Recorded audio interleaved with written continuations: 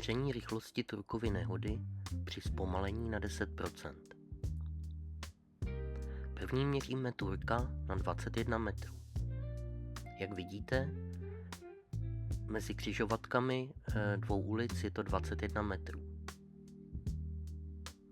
Začínáme měřit. Vlevo se objevuje Turkovo vozidlo.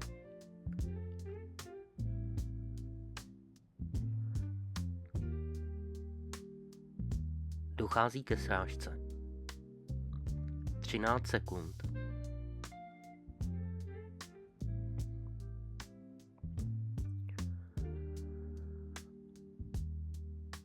Výsledek 1,3 sekundy na 21 metrů.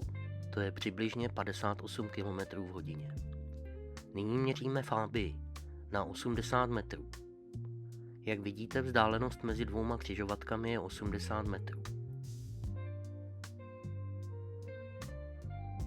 Začínáme měřit.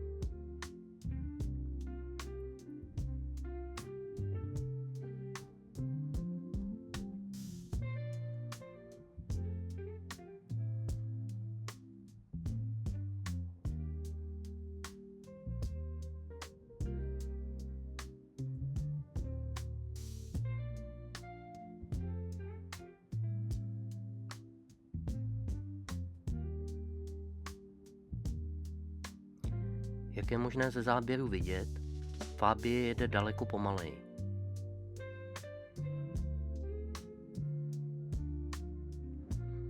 To bude ještě lépe viditelné, jakmile se objeví černý Mercedes.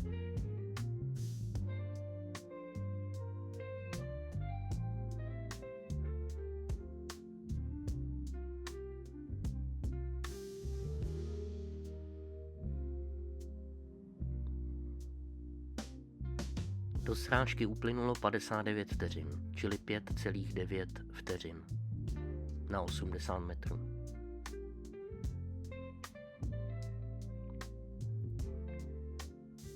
Čili rychlost Fabie 48,8 km za hodinu. Závěr. Turkovo vozidlo jelo přibližně 58 km za hodinu, Fabie 48 km za hodinu.